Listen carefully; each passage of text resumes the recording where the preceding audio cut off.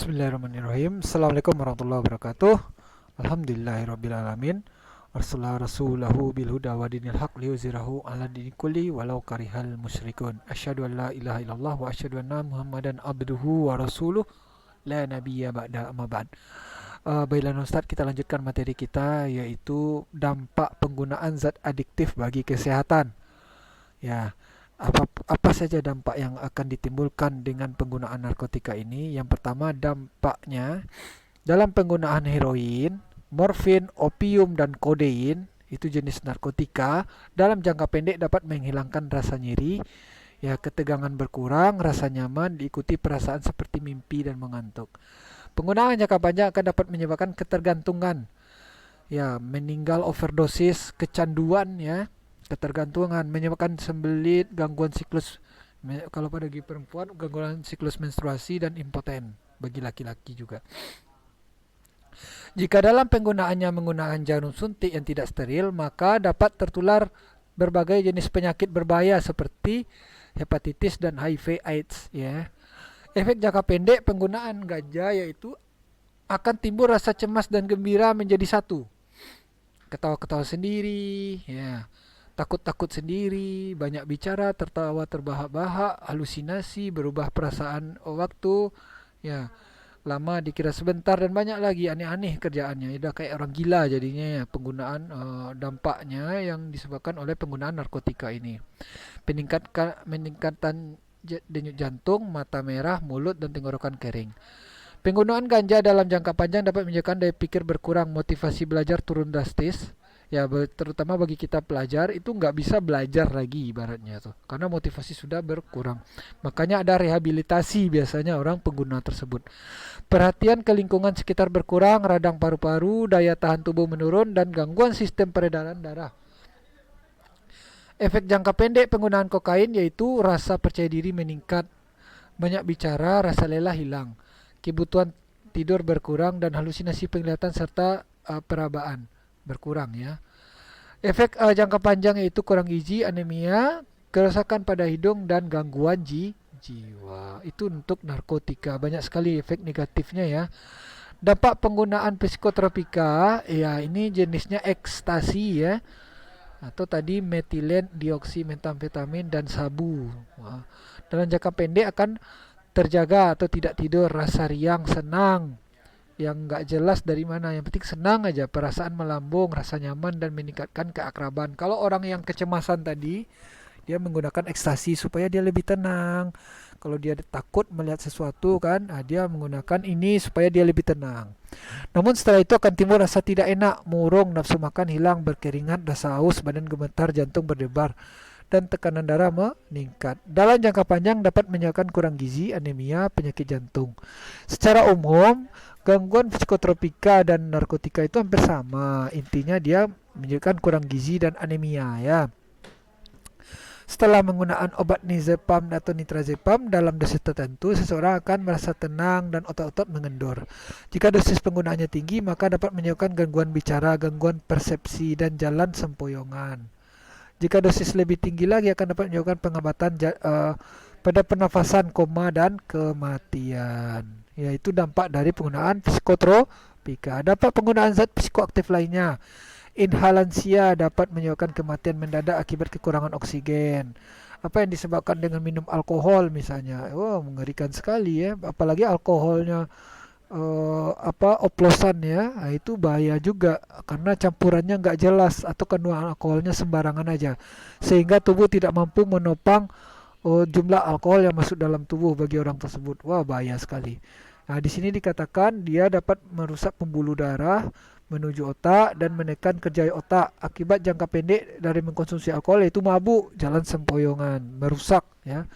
Dan risikonya jangka panjang itu merusaknya kelenjar getah lambung, kerusakan sistem saraf, menyebabkan gangguan jantung, dan meningkatnya risiko kanker. Ibu hamil pecandu alkohol akan melahirkan bayi yang cacat, ya.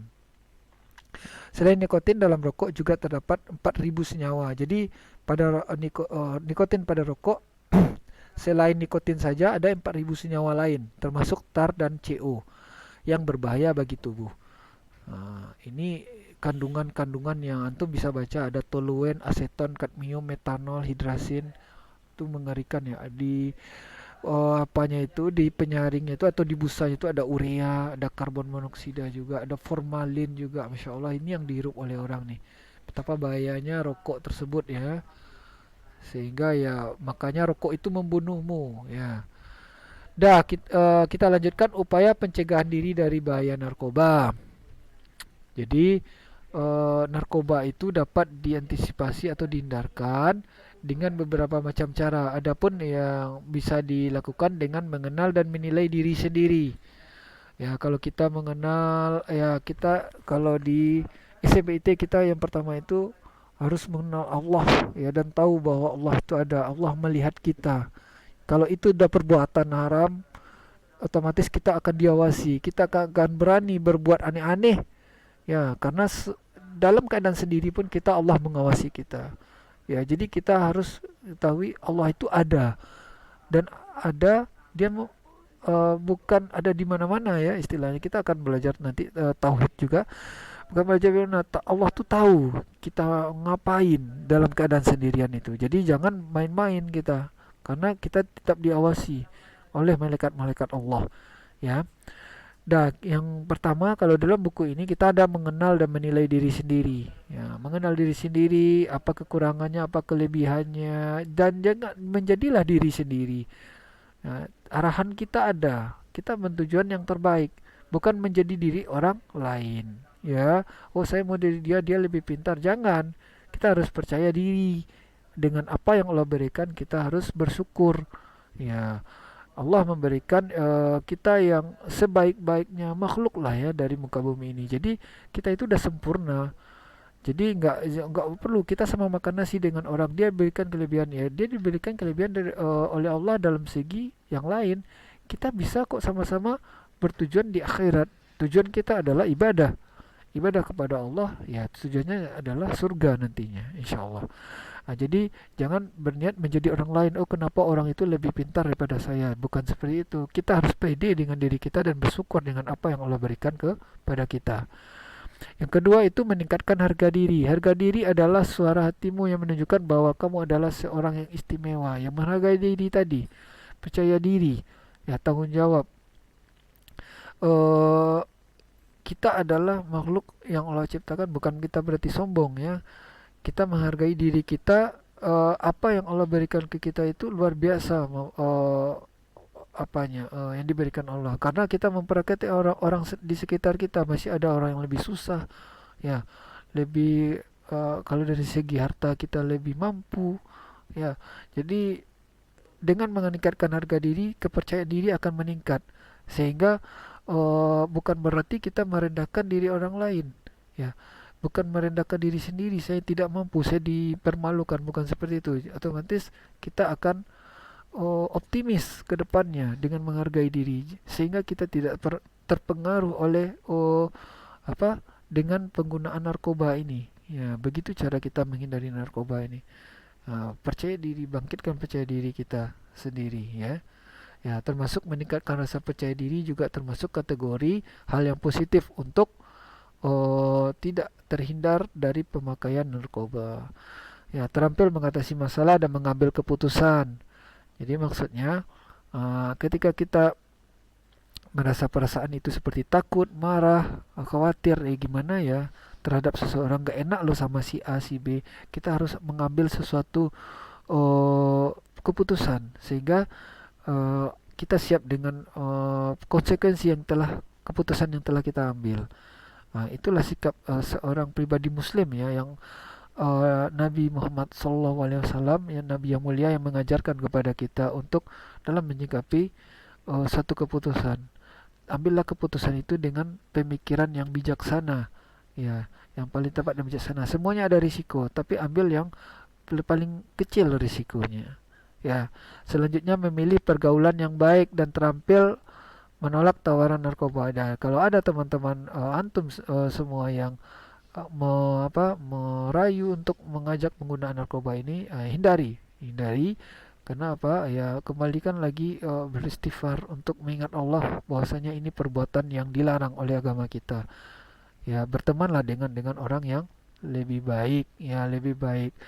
Ya, karena hadisnya juga ada berteman dengan orang pandai besi ya baunya kita juga bau orang pandai besi. Kalau kita berteman dengan orang penjual parfum ya kita juga terikut bawa parfum. Berarti kalau parfum itu kita anggap sebagai orang yang baik, kita akan dibawa juga dengan aroma tersebut. Ya, kalau orang terbiasa dengan hal-hal yang subhanallah ya dalam artian dia berbuat baik ya sering beribadah meningkatkan ketakwaannya kepada Allah, kita akan terbawa akan hal tersebut ya. Nah, itu tujuan eh, yang kelima. Keenam, terampil sebagai agen pencegahan ya, tampil sebagai penggerak bahwasanya kita adalah generasi yang menjauhi narkoba, ya menjauhi narkoba, mendorong remaja lain untuk menghindari penyalahgunaan narkoba dan mendorong mereka menolak tawaran untuk penggunaan narkoba. Yang ketujuh itu menerapkan pola hidup sehat, ya pola yang bergizi, tidur yang cukup, ya olahraga, mengkonsumsi makanan-makanan yang ya sehat dan bergizi tentunya, ya dan teratur. Nah, ini katanya memperkuat ini nomor satu ya, memperkuat ketakwaan, melakukan kegiatan yang positif, ya kegiatan-kegiatan organisasi di sekolah misalnya atau olahraga lain ekstrakurikuler ya, banyak kegiatan-kegiatan positif yang dilakukan, membangun komunikasi yang dengan teman yang baik dan dengan keluarga juga. Jadi komunikasi juga penting. Jika antum semua punya masalah, ada teman yang mengarah ajak yang kejelekan atau keburukan, bisa ceritakan dari orang yang lebih terpercaya. Kenapa ini seperti ini? Ceritakan ke orang tua mungkin. Saya berteman dengan ini, dia mengajak saya ke sini. Ya, nanti dikasih saran bagaimana terbaiknya. Kenapa kamu seperti itu? Apa kendalanya? Jadi intinya kita harus menjalin komunikasi baik dengan teman yang baik ya, teman yang baik dan keluarga. Nah, mungkin itu saja untuk materi kita kali ini tentang zat adiktif ya dan apa-apa efek yang ditimbulkan dari penggunaan zat adiktif. Semoga bermanfaat dan dicatat apa-apa item yang tidak antum pahami di materi ini ya, yang atau yang kurang dipahami maksudnya, sehingga ya, atau diringkas juga untuk menunjang penilaian akhir semester nantinya. Barakallahu fikum. Assalamualaikum warahmatullahi wabarakatuh.